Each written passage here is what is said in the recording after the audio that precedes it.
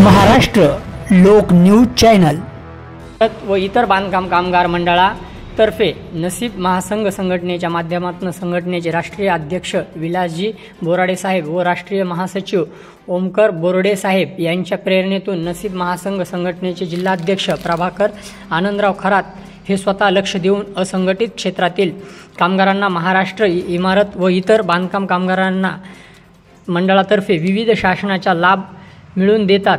तसेच सन 2015 पासून आज 2025 पर्यंत सर्व विविध प्रकारचे 20-21 लाभ दरवर्षी महाराष्ट्र इमारत व बांधकाम कामगारांना मंडळातून शासकीय लाभ मिळवून देण्यात आलेला आहे।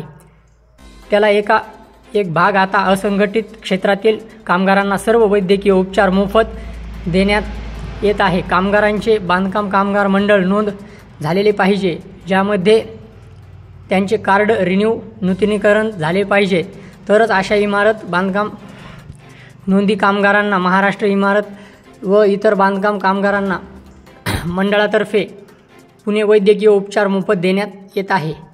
आज दिनांक 23/7/2025 रोजी कल्याण येथे समर्थ हॉस्पिटलमध्ये संघटनेचे ठाणे जिल्हा अध्यक्ष तथा महाराष्ट्र लोक न्यूज चॅनलचे मुंबई प्रतिनिधी यांनी महाराष्ट्र इमारत व इतर बांधकाम कामगारांचे अधिकारी राहुल पवार साहेब ठाणे ऑफिस कल्याण विभाग ऑफिस नागेश सर यांची मुलाखत घेऊन सर्व वैद्यकीय उपचार चर्चा करून उपचाराविषयी सविस्तर माहिती दिली आहे।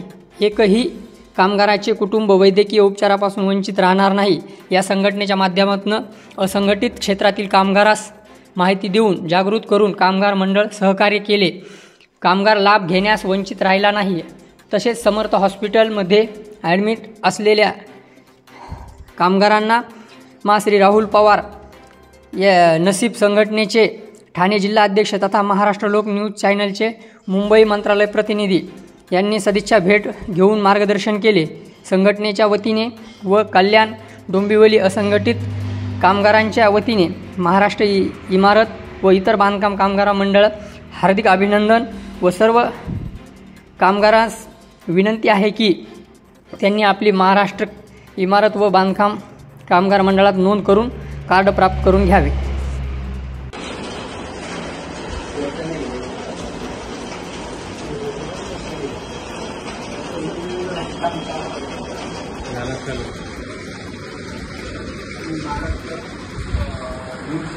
महाराष्ट्र लोक न्यूज चॅनलमधून बोलतो आहे। आपण आपल्या कल्याण कामगार ऑफिसला ते एक समर्थ हॉस्पिटल आहे। तर या समर्थ हॉस्पिटलमधून सुद्धा आपल्या नाका कामगारांसाठी वैद्यकीय उपचार हे मोफत मिळतात। तर ते वैद्यकीय उपचार मोफत कुठल्या पद्धतीने आणि कसे मिळतात हे आपल्याला पवार सांगतील। तर विचार थोडा पवार आपल्या नाका कामगारांना आपल्याकडे बेनिफिट काय आणि सुविधा कशा आहेत? सुविधा मतलब 1 रुपयाची जी आपली पावती नसते त्यातून सगळं बेनिफिट भेटतं आपल्या कामगारांना। काही कामगारांना समजा माहिती नाही आहे की ह्या गोष्टी आहेत, ॲक्च्युअलमध्ये ज्यांना गरज आहे ना त्यांना माहिती नाही आहे। तर आपण त्यासाठी आपण जे कॅम्प आहेत, जे आपले MNO आहे, जे मोबाईल युनिट आपले फिरते ना, त्यात डॉक्टर असतो, नर्स वगैरे असतात, आपला पूर्ण मेडिकल स्टाफ असतो, ते आपण प्रत्येक नात्याला त्यांची बेनिफिशरी लिस्ट जे आहे म्हणजे जे कामगार लोक आहेत ना त्यांची लिस्ट देऊन आपण त्यांना कॅम्पसाठी बोलवतो। तुमच्या थ्रू बोलवतो बोलवतो तर तिथं आपण कॅम्प घेतो, त्यांची स्क्रीनिंग वगैरे करतो ना।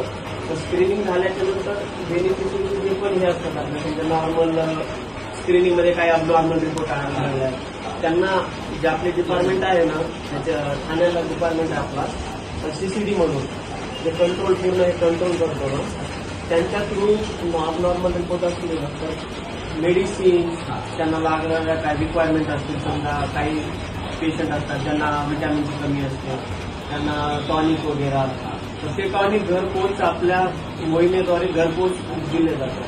तर ही ॲक्च्युली माहिती पाहिजे सगळ्या ह्याच्यामध्ये आपल्या कामगार संघटनेमध्ये। तर त्याचा फायदा बेनिफिट असतो की जे आपण विटॅमिनच्या समजा बाहेर मार्केटमध्ये आपण हे घेतो, टॉनिक वगैरे घेतो विटॅमिनसाठी, ते तुम्हाला फ्री ऑफ कॉस्ट मिळणार आहे। तर ह्या गोष्टी बेनिफिटपर्यंत पोहोचण्याचं काम आपण करणार। म्हणजे आणखी एक प्रश्न विचारायचा आहे की आपण समजा बेनिफिट देतोय आपण, तर समजा एखाद्याला आपल्याला ऑपरेशन करता असेल, हातचा असेल, ही कुठला असेल तर ते जर समजा किती लाखापर्यंत आपण त्याला देऊ शकतो. आता बघा काही बेनिफिशरी असे आहेत ना की ज्यांचं 2 लाखापर्यंत पण होतात, काहींचे असं ते त्यांच्या रिक्वायरमेंट होतो कधीपासून हे त्यांचं 2 लाखापर्यंत होतो नॉर्मली. म्हणजे आपण वाढवतो पण वाढवता पण येतं. वाढवता पण येतं म्हणजे ते 4-5 लाखापर्यंत पण वाढवता पण येतं असं रिक्वायरमेंट होतात.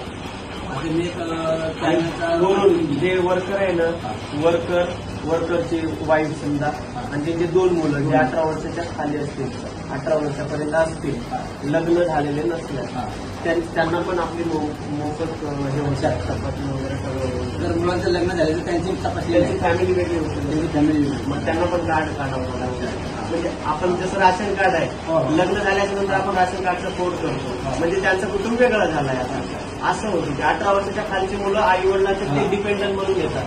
आई वडिलांवर डिपेंडंट कधीपासून असतो आपण 18 वर्षापर्यंत.